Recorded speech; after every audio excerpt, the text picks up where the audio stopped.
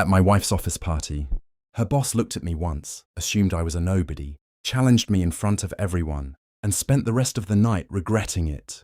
At my wife's office party, her boss looked at me once, decided I was a nobody, and challenged me in front of everyone, smiling like he had already won. The room was loud with laughter and the soft clink of expensive glasses, but his voice cut through it cleanly. He didn't ask what I did. He didn't care. His eyes flicked over my simple black suit, paused at my worn watch, and dismissed me in less than a second. "So," he said, loud enough for the circle around us to hear, "what exactly do you contribute?" A few people chuckled. Someone looked away, embarrassed for me. My wife froze beside me, her fingers tightening around her glass. I felt the heat of humiliation rise slowly, but I didn't react. I just met his gaze and smiled politely, because he thought this was the moment he established his superiority. He didn't realize it was the moment he surrendered it. I've spent most of my life being invisible to people like him, not because I lacked substance, but because I never felt the need to display it.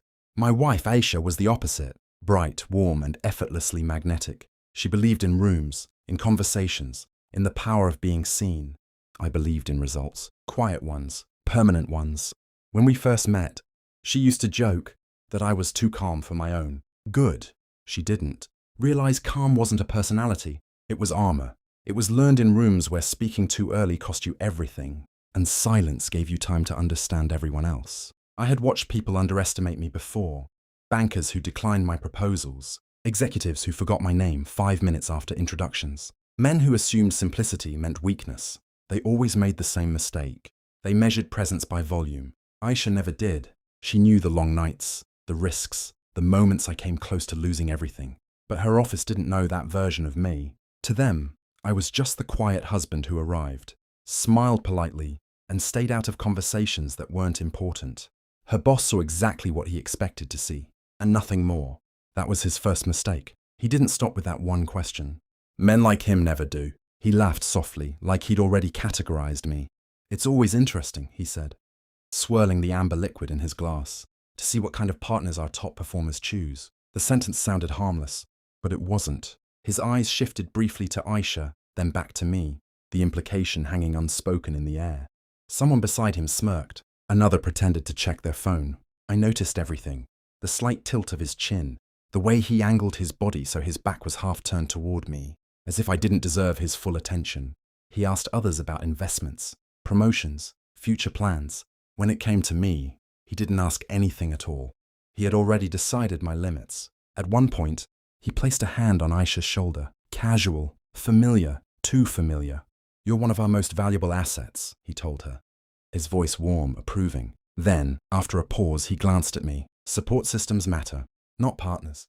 Not equals. Support systems." I felt Aisha stiffen beside me. She didn't say anything. Neither did I. Silence, I had learned, reveals more than confrontation ever could.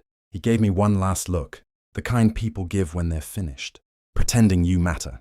Then he turned away mid-conversation. Not after I finished speaking, not after acknowledging me, just away, like I was furniture he'd accidentally addressed.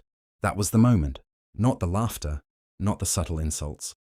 It wasn't anger I felt, it was clarity. I watched him move through the room, shaking hands. Accepting admiration he wore like it belonged to him permanently. He believed position was identity, that the title he held made him untouchable.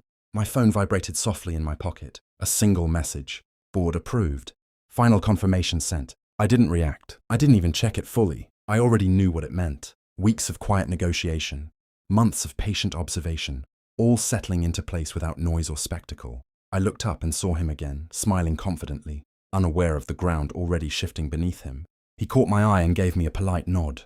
The kind you give strangers you'll never need. And in that moment, I understood something with absolute certainty. He thought tonight was a judgment of my worth. He didn't realize it was an introduction to his future. Revenge, I've learned, isn't built on emotion. It's built on structure. For the past 11 months, I had been studying his company the way surgeons study anatomy. Carefully, respectfully, without announcing intention. Public filings, quiet conversations, patterns in leadership turnover, decisions that looked confident from the outside, but fragile underneath. He wasn't the company. He just believed he was. What he didn't know was that the firm's largest external stakeholder had grown tired of volatility. They weren't looking for noise. They were looking for stability. someone predictable, someone who understood risk without needing applause. I never introduced myself as a savior. I simply presented numbers, forecasts, contingency plans. I spoke their language, certainty. There were no dramatic meetings, no ultimatums, just signatures. Just trust, transferred slowly and deliberately. Control, in the corporate world, doesn't arrive with announcements. It arrives in clauses, voting rights, quiet approvals buried in documents most people never read. By the time my phone vibrated tonight, the decision wasn't emotional. It was procedural. He still walked through the room like he owned the future. He didn't realize his authority had already become temporary. It happened quietly. No spotlight. No announcement over a microphone. Just a phone call he couldn't ignore. I saw it in the shift of his posture first. His phone buzzed in his hand, and he glanced at the screen with mild irritation, the kind reserved for interruptions he assumed were beneath him. He answered casually, half listening, his eyes still scanning the room for more important conversations. Then he stopped moving. His shoulders stiffened. His smile faded, not dramatically, but gradually, like something draining out of him. He turned slightly away from everyone, listened, said nothing. Across the room, I remained where I was, my fingers resting lightly on the cool surface of my glass. I didn't need to hear the words. I already knew their weight. His eyes moved across the room, searching now, not dismissing. Searching. They found me, and for the first time that night, he didn't look through me. He looked at me, really looked. There was no anger in his expression, just confusion, calculation, the slow realization that something fundamental had shifted without his permission. I didn't smile. I didn't nod. I simply held his gaze, because power doesn't need to announce itself. It only needs to be recognized. The room didn't know yet, but it felt it. He ended the call without a word, lowering the phone slowly, like it had become heavier than before. Conversations continued around him, but he wasn't part of them anymore. For the first time that night, he wasn't the center of gravity. Someone asked him a question. He didn't answer right away. That hesitation didn't go unnoticed. Aisha looked between us, her eyes searching mine. She didn't know the details, but she knew me. She recognized the stillness in my posture, the absence of reaction. Her fingers slipped into my hand, subtle, grounding. Across the room, he approached again, not with arrogance this time, with caution. "Excuse me," he said quietly. Not to her, to me. One of his colleagues noticed, then another. The shift was small, but irreversible. Respect, I've learned, isn't granted loudly.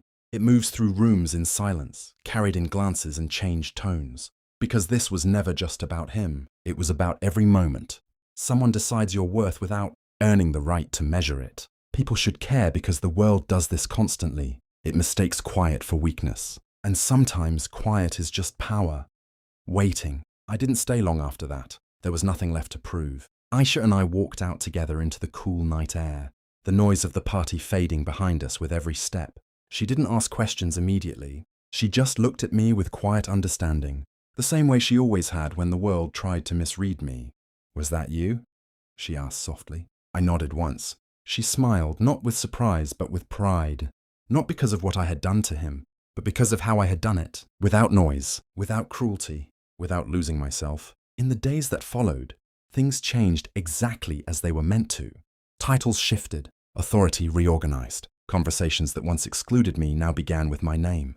He remained there, for a while, but differently, carefully. I never reminded him of that night. I didn't need to, because revenge was never the reward. Peace was. And as I moved forward, building quietly, steadily, I carried no anger with me, only certainty. The most powerful moment of my life wasn't when he realized who I was. It was when I realized I never needed him to.